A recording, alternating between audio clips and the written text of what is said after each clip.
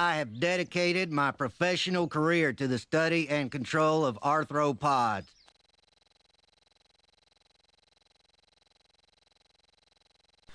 Hi, this is a video response to Dynamiteruby's video, No Way, Mr. Yahwehornoway, your three-part video series on abortion. I wasn't originally going to make a video response, given my lack of a female reproductive system, as you mentioned, but then I recalled you said unless you have a fully functioning vagina, and I have one of those. It takes 2C batteries, I believe. Um, no, okay. In all seriousness, actually, I 100%. I just wanted to point out, say a few things about the subject. Your series was exceptional. I shared it with my wife. We watched it as well. She loved it. It's great. Um, I fully agree. I just had a couple comments because we have I live in Juneau, Alaska, and we were one of those communities that despite Roe v. Wade, um, there's no providers here in Juneau. In fact, every time there's been an attempt to get a provider here in Juneau, protesters have shot it down. Local conservative nut jobs, fundy fucktards, as you label them. And finally, after a lot of political activity, we have a care clinic where such things are provided.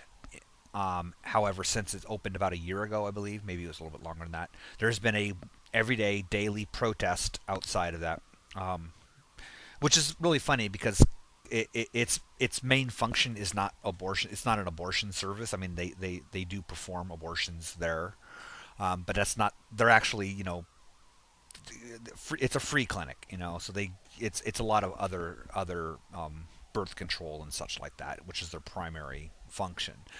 But I think it's whenever I drive by, I mean, I can't help but stick a middle finger out the window at these protesters because, you look at them, obviously, because they're protesting all day long. They're mostly retired people, and they're predominantly men, old retired men, which, I agree with you when you stated, like you said, that some, people who this issue doesn't concern really should keep their mouth shut about it. And I know I'm not taking that advice, but um,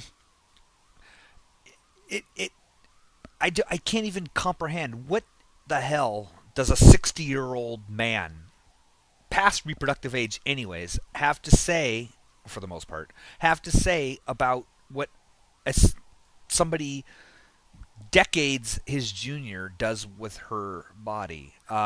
Why the level of contempt that you must have for another human being to think that you have that right.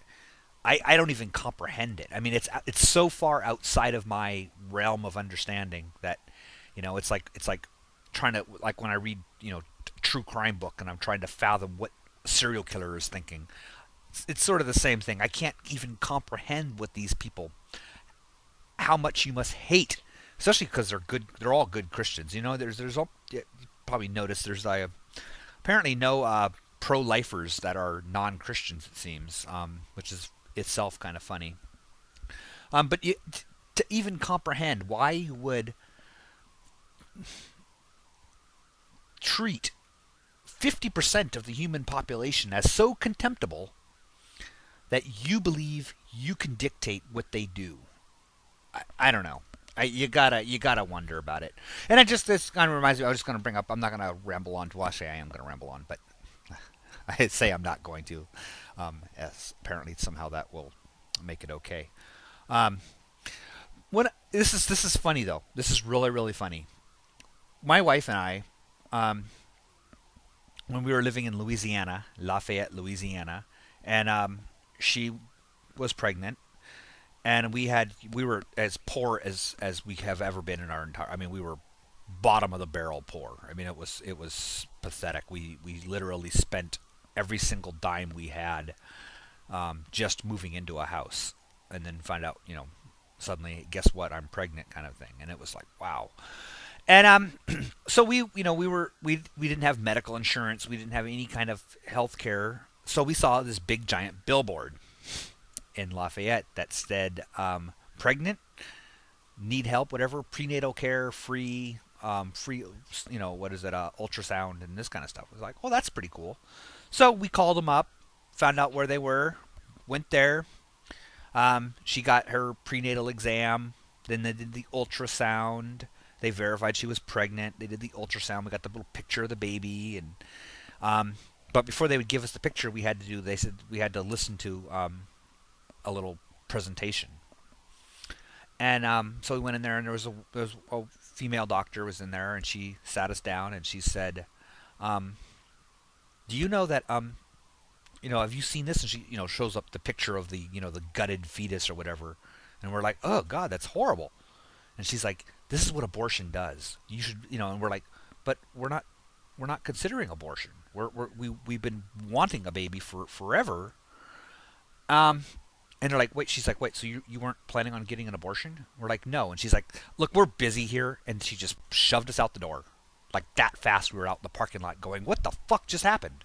It's like, up until that point in time we were getting this kind and gentle treatment, and we realized this is one of those pro-life places. It's like, "Oh, you're gonna keep your baby and love it? Well, we have no fucking use for you."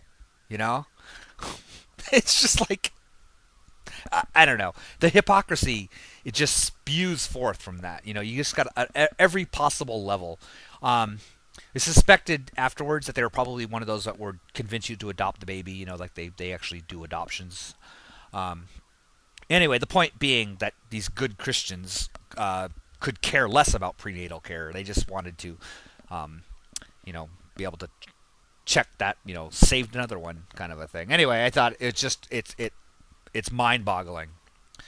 Anyway, and I think the funniest thing I think about this Christian connection to abortion is that it's extra biblical. Okay, and I think when you talk to these people about it, they seem to honestly think that it's in the Bible. They think that "thou shalt not kill" applies to this thing, and they think that they're doing God's work. When in reality, what we can infer, looking at, I know Christians don't follow the Old Testament. They make a lot of claims about that. Well, actually, they follow it when it's convenient. They don't follow it when it's inconvenient. But throughout the Old Testament and Levitican law, there are numerous statements that implies that until quickening, a baby's not a baby. It's an eye for an eye. You kill a human being, you have to be killed yourself. If, however, you kill a baby, you pay the father whatever price. When it came to slaves owned by the church, owned by the temple, you could pay the price to free the slave. That's one of the, I don't remember what section in the Bible it is, but it has a price for how many shekels for a woman, and how many shekels for a man, and how many shekels for a child. Basically assigning value to a human life. I think it was like up until an infant under 6 months was free. No value associated with it. They weren't considered human. And this is the way that Judean law interpreted this for forever. If you read Josephus, I know Christians love to quote Josephus. Josephus stated outright his interpretation as he discussed it in I forget the anyway, Antiquities. He talks about abortion, specifically about abortion, and how if it wasn't formed, meaning it didn't look like a baby, essentially the same thing you were saying about it, being able to survive on its own.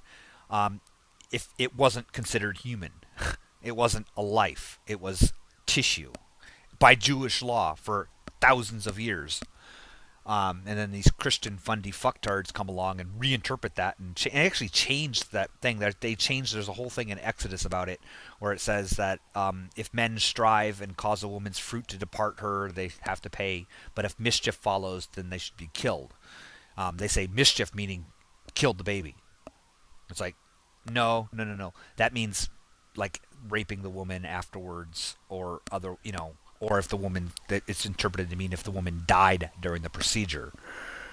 But they change it. See, so they're not adverse to changing the Bible to fit their needs. Anyway, I'm going to stop now. Thanks for your video series. It was great. We really liked it a lot. So you take care.